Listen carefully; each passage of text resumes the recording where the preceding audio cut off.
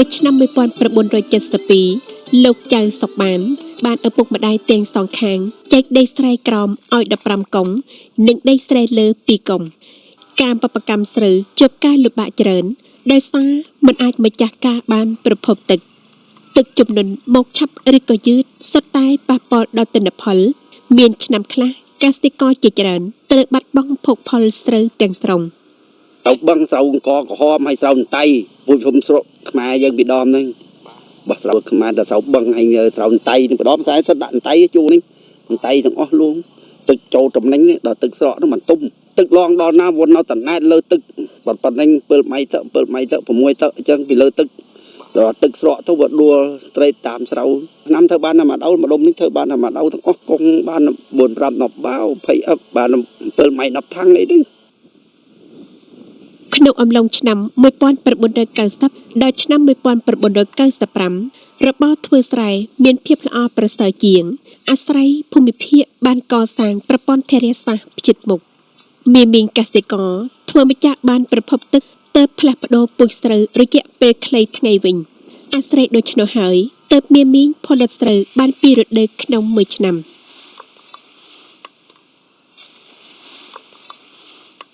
នេះដូចតើកៅ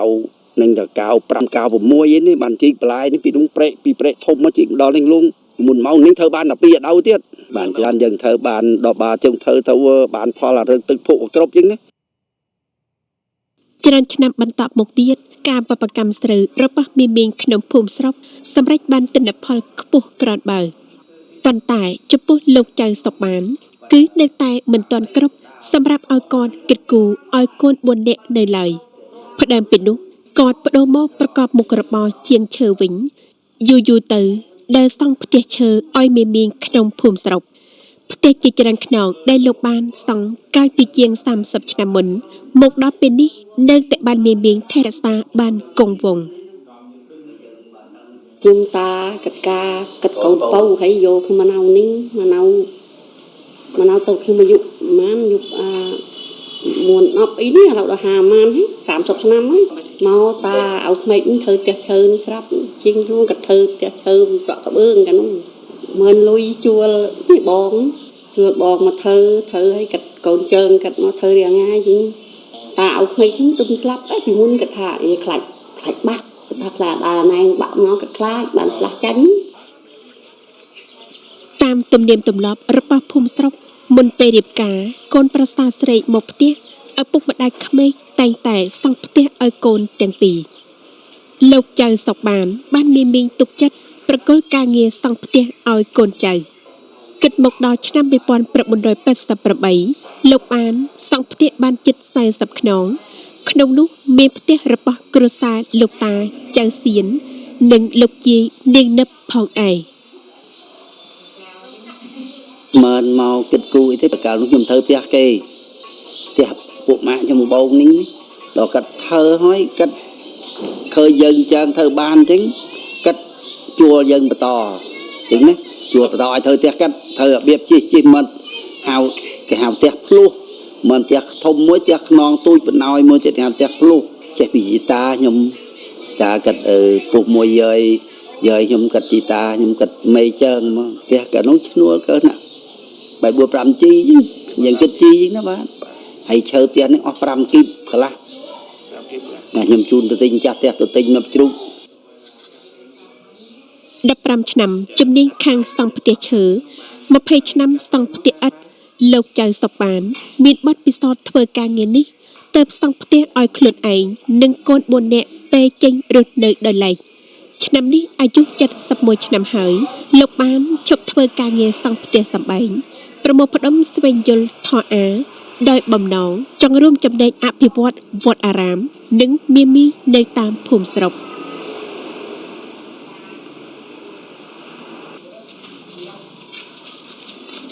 កាលពីអាយុ50ឆ្នាំលោកចៅសុកចាប់ផ្ដើមចូលរួមជួសជុលវត្តកោះអណ្ដែត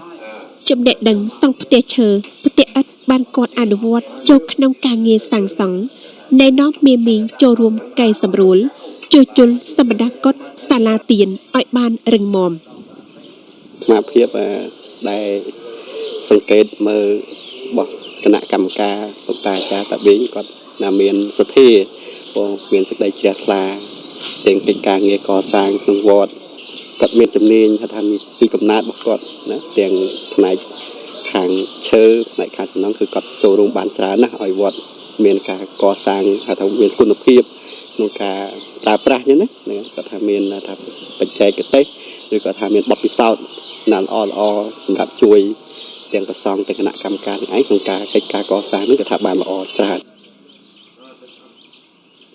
មុននេះវត្តកោះអណ្ដែតមានឈ្មោះថាកោះរំដែលបានកសាងនៅឆ្នាំ 1516 លុះក្រោយមកទើបប្តូរមកដាក់ឈ្មោះថាវត្តកោះអណ្ដែតដែលមានកុដិសាលាសាងសង់ពីឈើទាំងអស់ឆ្លងកាត់អាយុកាលរាប់រយឆ្នាំសំណង់ទាំងឡាយបានទ្រុឌទ្រោមទើបព្រះចៅអធិការគណៈកម្មការវត្តសម្រេចចាត់កសាងថ្មីវិញដោយឡែកសំណង់ព្រះវិហារគឺមានចាប់ផ្ដើមកសាងតាំងពីឆ្នាំ 2014 ចាប់តាំងពីពេលនោះលោកចៅសុកបានប្រចាំការនៅក្នុងវត្តរួបរวมកម្លាំងនិងពុទ្ធបរិស័ទកសាងព្រះវិហារដល់ឆ្នាំ 2019 មីមីងរីករាយចាត់តាំងពិធីបុណ្យបញ្ចុះសីមាគាត់យកមកប្រើអនុវត្តក្នុងវត្តនឹងច្រើនណាស់គេថាក្បាច់រចនាយ៉ាងណាធ្វើហ្នឹងគាត់ទៅជាងមកធ្វើគាត់ជួយបញ្ចុលធ្វើអានេះដាក់ដៃអានេះនេះเอาកាសเอาរឹងเอาមាំអីគាត់មកបញ្ចុលគុំចំបីធ្វើរាល់ថ្ងៃកន្លែងនេះណាដាក់រៀបដៃផ្លូវដើរហ្នឹងគាត់មកប្រាប់ដាក់អានេះដាក់ដៃនេះឲ្យមិនប្រហងអញ្ចឹងដើម្បីទឹកហូរដើម្បីយើងធ្លាក់សម្រាមអីគាត់ឲ្យមើលឲ្យគាត់ឲ្យមកជាអញ្ចឹង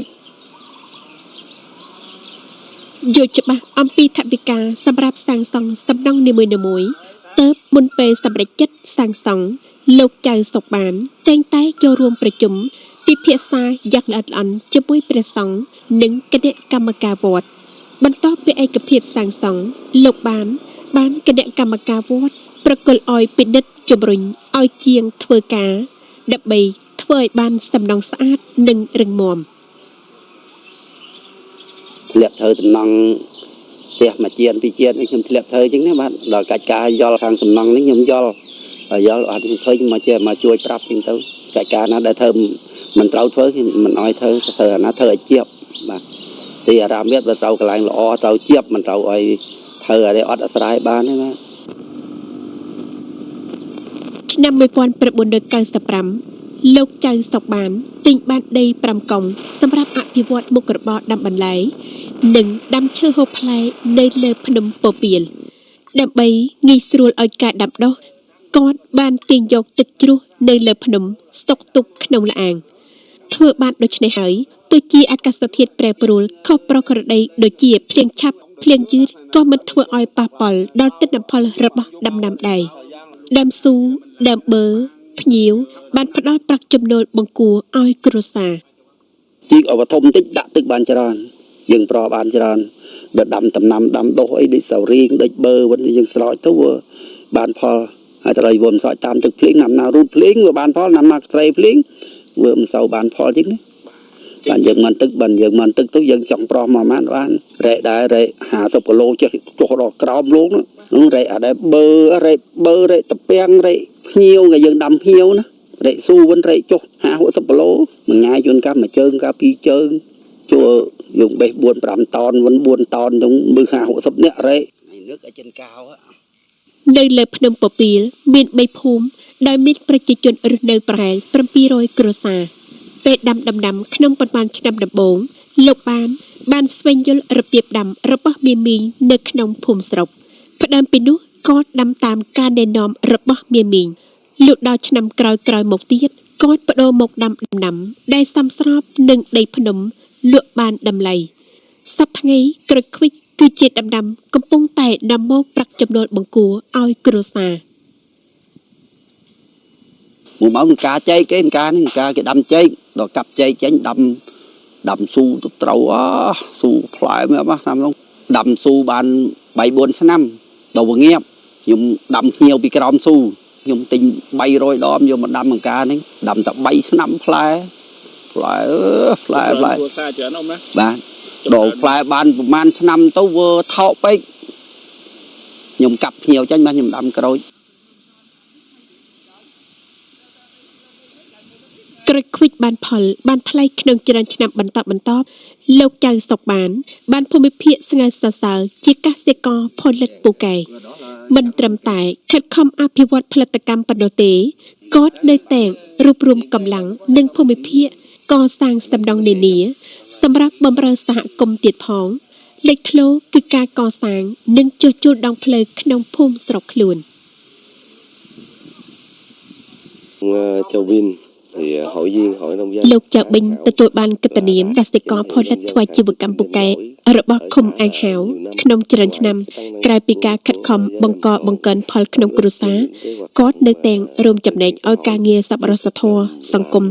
ជាស្ដេចបំផុតគឺធ្វើដងផ្លូវជំវិញភូមិស្រុកកន្លែងគាត់ស្នាក់នៅ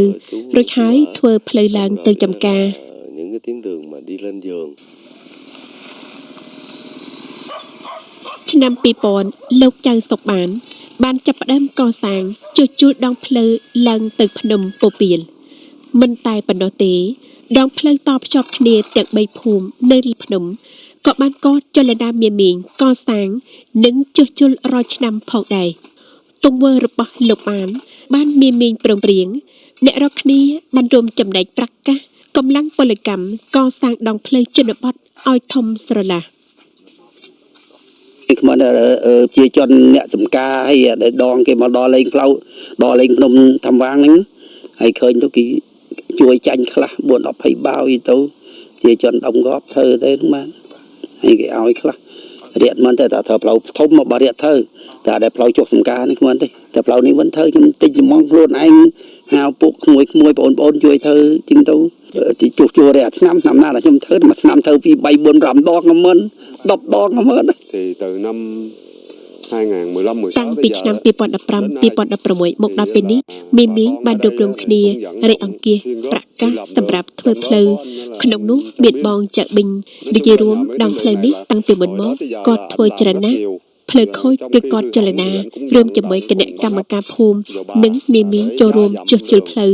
ភូមិមួយចំណែកនេះគាត់ឃោសនាចលនាមីមីខ្មែរមីមីគិញជួសជុលផ្លូវដើរជាមួយគាត់ទៅមកដល់ពេលនេះផ្លូវបានស្រួលហើយមីមីទៅមកបានងាយស្រួលដឹកជញ្ជូនទំនិញក៏ល្អជាងពីដើមដែរ vận chuyển hàng hóa là cũng tốt hơn ngày xưa ជិត 50 ឆ្នាំផ្សារភ្ជាប់ជាមួយស្រីចំការលោកចៅសុកបានយល់ច្បាស់នៅទុកលំបាករបស់មីមីងក្នុងភូមិស្រុករបស់ខ្លួនក៏ផ្ដើមពីនោះដែរគាត់បានសម្រេចចិត្តខិតខំឈានឡើងដោយកម្លាំងពលកម្មដើម្បីបដូរយកនៅភាពបរិបូរណ៍សម្រាប់គ្រួសារជួយមីមីងក្នុងភូមិស្រុកដោយទូនាទីជាគណៈកម្មការវត្តកោះអណ្ដែតលោកចៅសុកបានស្ដែងឡើងច្បាស់នៅស្មារតីទំនួលខុសត្រូវចំពោះមនុស្សគ្រប់គ្នាទង្វើទាំងឡាយដែលមានអត្ថន័យរបស់លោកមិនត្រឹមតែជួយឲ្យមីមីងបន្ធូរនៅការលំបាកប៉ុណ្ណោះទេនៅតែធ្វើឲ្យបងប្អូនព្រមព្រៀងរួបរวมកម្លាំងនឹងគាត់ដើម្បីជួសជុលវត្តអារាមភូមិស្រុកលើកកម្ពស់ជីវភាពរស់នៅឲ្យមីមីងនៅតំបន់ភ្នំខេត្តអាំងយ៉ាងទៀតផង